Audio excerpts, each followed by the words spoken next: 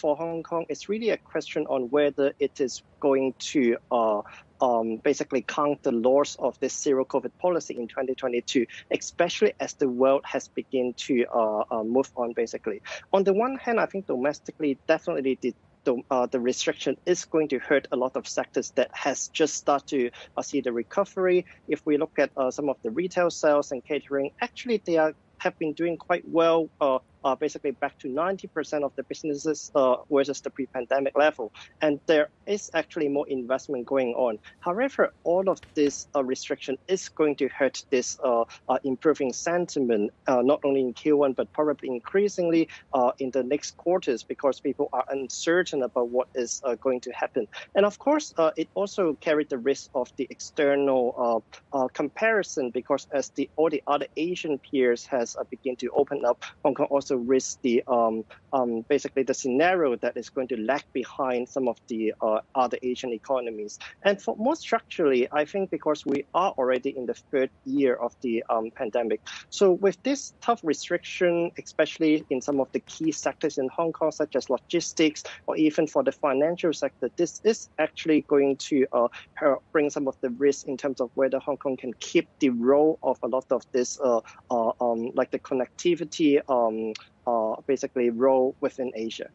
So I think in general, we expect a deceleration of GDP to 2.8% in 2022 and subject to downward revision if the government measures are actually further tightened. There has been some whispers that we could potentially get another round of consumption vouchers. Do you think that this is something that the Hong Kong economy needs? And also, yesterday we heard from Chief Executive Carrie Lam in a press conference saying that she's going to be reducing the quarantine times from 21 days in a hotel now down to just 14. Do you think that this is going to boost the economy?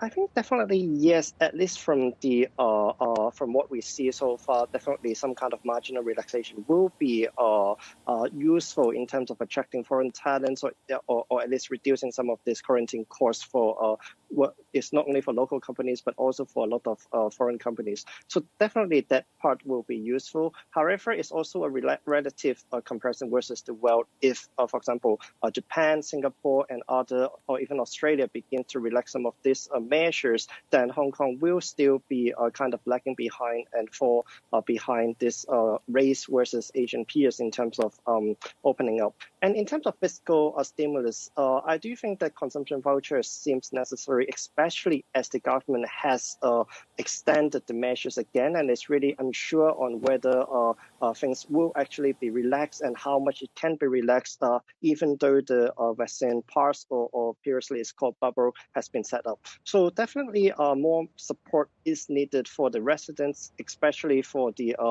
those actually work in the heavily affected industry. So I would expect more fiscal stimulus, such as the consumption voucher, or even more support for the local or for the low-income population. However, the size is not going to be as comparison as at the early of the pandemic, simply because the government simply is facing a more challenging fiscal situation right now after 2 years of heavy handout of fiscal stimulus.